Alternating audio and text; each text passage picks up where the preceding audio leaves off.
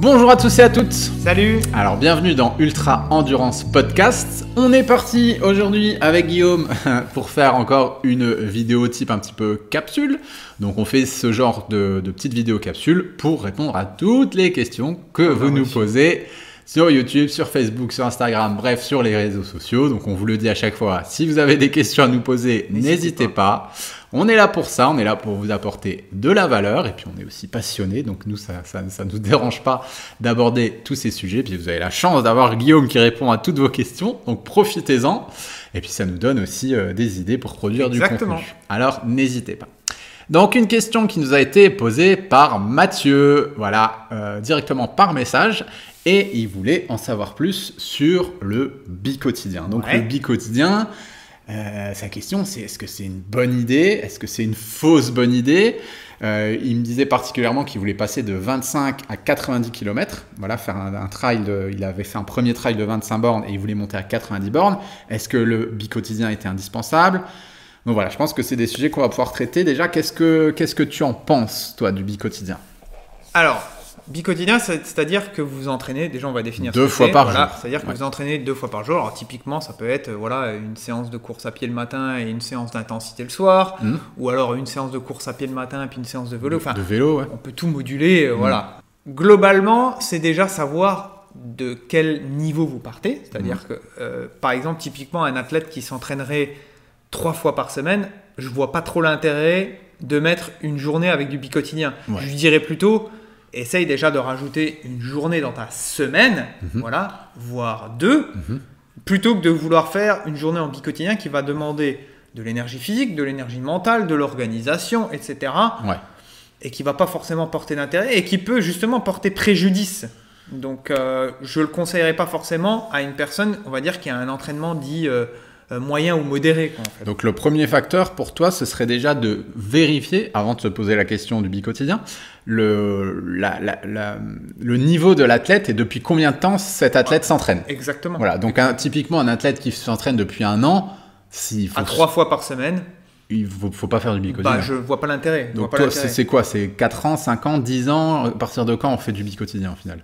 Par exemple, si je reprends mon exemple, j'ai commencé à faire du bicotidien au bout de 3-4 ans de pratique vraiment déjà, où je faisais 5-6 séances par semaine. Voilà. Où là, je me suis dit, maintenant, pour passer un cap, je vais essayer de rajouter du bicotidien. Donc, premier palier pour toi de l'entonnoir, au final, avant de se mettre au bicotidien, c'est depuis combien de temps je m'entraîne? Deuxième palier, ce serait ce que tu m'as expliqué, déjà de monter à 5-6 séances par semaine. Voilà, voir si déjà ça passe. Et niveau forme, niveau objectif, niveau progression, niveau fatigue, c'est toujours intéressant. Donc, deuxième palier, c'est ça? C'est ça, parce que souvent on voit, et ça c'est un peu le lot du sportif d'endurance ou de la sportive d'endurance, c'est-à-dire qu'on se dit, il faut que je rajoute du volume absolument. Mais qu'est-ce qu'on met dans le volume? Si c'est rajouter du volume pour rajouter du volume, des fois je vois pas forcément l'intérêt. Donc il faut mettre de la qualité aussi. Donc avant de penser à quantité, on va penser aussi à qualité. Voilà. Pour être bien efficace déjà sur ces séances. Et comme tu l'as dit, c'est-à-dire que déjà on valide pendant une certaine période le fait de pouvoir faire 5-6 séances et puis augmenter peut-être le volume d'une séance, voilà, sur les 5 à 6 séances, et voir comment ça se passe. Si je reprends par exemple mon exemple, en course à pied, je sais que dans les grosses phases de préparation, le bicotidien pouvait m'aider parce que je pouvais rajouter du volume sans avoir trop de course à pied, par exemple. Je rajoutais du volume via le vélo. Donc ça, c'est une bonne solution, je trouve. Donc c'était de l'entraînement croisé, c'est-à-dire que... C'était de l'entraînement croisé, mais en bicotidien. D'accord. Donc le bicotidien, ça peut être intéressant et intelligent de le faire. Peut-être spécifique au sport de prédilection, par exemple la course à pied ou le trail. Le matin, on va donner cet exemple. Et le soir, peut-être du PPG... du vélo, peut-être une séance de yoga, une séance... Voilà. Ou inversement, c'est-à-dire en pré-fatigue, se dire le matin, je me fais une séance vélo, qui ne va pas demander, en fait, on va dire, des contraintes au niveau mécanique. Voilà. Et le soir, par exemple, je me fais ma séance d'intensité. Donc là, on va être en pré-fatigue. Et on va avoir une séance d'intensité le soir en course à pied. Donc ça va être, sur ce point-là, ça peut être intéressant. Mais par contre, du coup, faire 2 séances de course à pied la même journée, Pour quelqu'un chez qui il l'encaisse, c'est bien. J'ai essayé, chez moi, ça ne marche pas. Ouais. Parce que je dépassais en fait mon quota kilométrique semaine. Je remarquais que c'est déjà des volumes conséquents, mais quand je dépassais 110-120 km de course à pied par semaine, eh ben, je commençais à me sentir articulairement entamé. Voilà. Ouais. Que j'entamais un petit peu la mécanique. Donc j'avais besoin de rajouter du volume, mais du volume à vélo. Du coup, ou via le PPG, le renforcement musculaire, etc. Mais je ne pouvais pas, par exemple, typiquement faire un footing le matin et faire une séance d'intensité le soir. Pour moi, ça me demandait trop de contraintes. Ok. Donc ça va être le 3e échelon de l'entonnoir pour savoir si c'est fait ou non pour nous le bicotidien. C'est de vérifier en fait sa capacité à encaisser et d'agencer au final ces entraînements de sorte à ce qu'ils soient hétérogènes et efficaces. Efficaces, ouais. Donc au sein de la même journée. Et du coup d'insérer de l'entraînement croisé dans son bicotidien.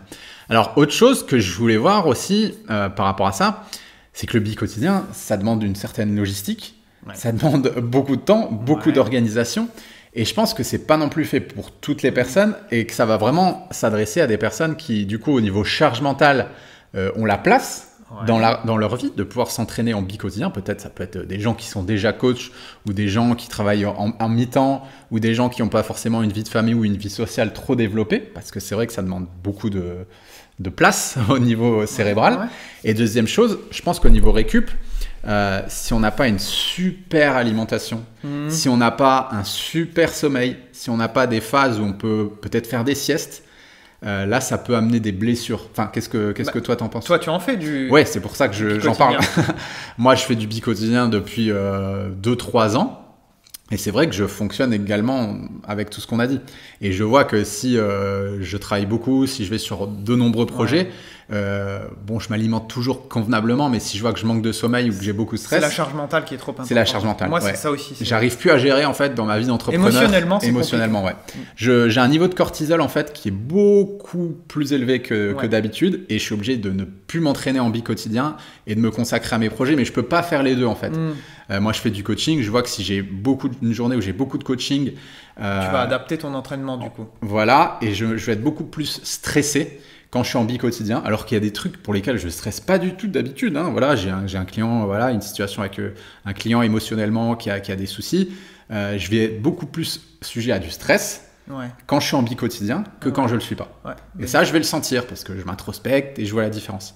Donc ça, je pense que c'est vraiment important. C'est tout à fait pareil pour moi aussi. On en avait déjà parlé et je sais. Donc ça, c'est vraiment important de savoir ce qu'on fait, pourquoi on le fait et de surtout ne pas se mettre la barre trop. Et si on a des impératifs ou si il y a un problème au niveau familial, au niveau pro, au niveau personnel, au niveau sentimental, attention au bicotidien parce que c'est vrai qu'au niveau du stress, puis ça peut aussi par la suite amener à des blessures, à un manque de vigilance. Exactement. Et du coup, moi je pense que les personnes qui vont s'entraîner en bicotidien, il faut vraiment faire attention d'abord d'avoir une vie qui soit bien équilibrée, d'avoir une alimentation qui soit bien équilibrée, un planning qui le permet, et un planning qui le permet, un niveau de sommeil, que tout soit optimal et que ce soit pas non plus quelque chose de trop rigide. Donc après, là on parle de ça comme si c'était quelque chose d'incroyablement de dingue, c'est hyper on va dire efficace. Efficace. Ce qui permet de passer des paliers en fait. Ouais, bien sûr. Dans la croyance, c'est un petit peu ça quoi. Ouais, et puis on voit tous les champions qui s'entraînent 2 fois par jour. Après, il faut pas oublier, je pense que nos grands-parents, nos ancêtres, ils travaillaient dans les champs, ils faisaient un travail très très physique, beaucoup plus que nous, et peut-être que nous, on s'est trop embourgeoisé aussi. Peut-être qu'on n'a plus l'habitude d'avoir un peu de charge mentale, un peu de stress, et que tout de suite, on tire la sonnette d'alarme. Peut-être que c'est ça, je sais pas, je pense qu'il y a un juste milieu à trouver. Mais ça dépend aussi, je pense, du travail de chacun. Nous, on est sédentaires, on a un travail sédentaire qui nous demande de réfléchir beaucoup. Ça demande de la fatigue. Hein. Ouais, c'est une fatigue. C'est une fatigue, mais c'est pas une fatigue physique. Clair. Donc pareil, le bicotidien, est-ce que c'est intéressant aussi pour les personnes qui font un métier physique? Genre la personne qui travaille sur les chantiers, une personne qui est tout le temps en train de marcher, par exemple, dans son travail ou dans la restauration. Lui demander de refaire 2 séances, une séance le matin et une séance le soir... Mais même typiquement, par exemple, tu prends 2 personnes comme ça, c'est ce que tu dis, c'est vrai. C'est-à-dire qu'une personne qui travaille, par exemple, dans la manutention ou manœuvre sur un chantier, qui a un gros travail physique, menuisier, etc. Et qui doit faire sa séance d'intensité, par exemple, le soir sur piste avec son club, et une autre personne qui travaille toute la journée dans un bureau, bah, il ne va pas arriver avec le même état de fatigue. Non, mais c'est clair. Et après, à contrario, peut-être pas avec le même état aussi mental. Voilà, la charge mentale va être différente.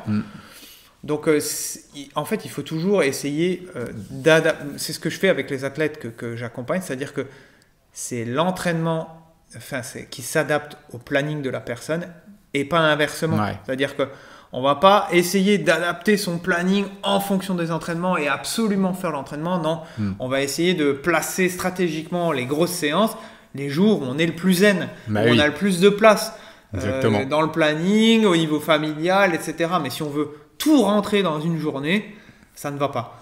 Ça ne va pas. Donc, mieux vaut comme je dis toujours, mieux vaut une séance de moins qu'une séance de trop. Voilà. C'est clair.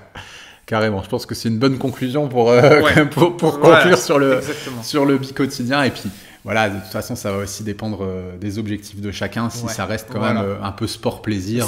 C'est pas la solution miracle. C'est comme on le disait dans un précédent podcast, pour l'entraînement à jeun ou le slip-low, etc. Ça reste une manipulation qu'on peut utiliser ponctuellement. Mais c'est pas ça qui va révolutionner votre entraînement. Carrément. Moi, je sais que personnellement, je pratique ce genre de bi-quotidien parce que je suis quelqu'un qui est pluridisciplinaire et qui a une vision du sport qui est hybride. Donc, j'aime bien le crossfit, j'aime bien la muscu, j'aime bien les sports de combat, j'aime bien la course à pied, j'aime bien le trail et j'ai pas assez d'une semaine de tout faire. Moi, j'aimerais bien tout faire. Donc, j'agence les choses pour pouvoir tout faire et prendre un max de plaisir. Mais en fait, je m'ennuie jamais. Voilà, je vais au MMA le matin, je vais faire de la muscu le soir. Voilà, je vois toujours des nouvelles têtes et tout. Puis, je suis toujours dans ce côté social. J'ai plein de gens avec qui le faire. Donc, pour moi, c'est un plaisir et c'est aussi un passe-temps. Mais c'est pas une contrainte, quoi. Donc ça va avec mon activité et avec mon profil. Donc ça, c'est intéressant. Voilà, donc on conclut là-dessus. Je pense qu'on vous a communiqué pas mal de pistes sur le bi-quotidien.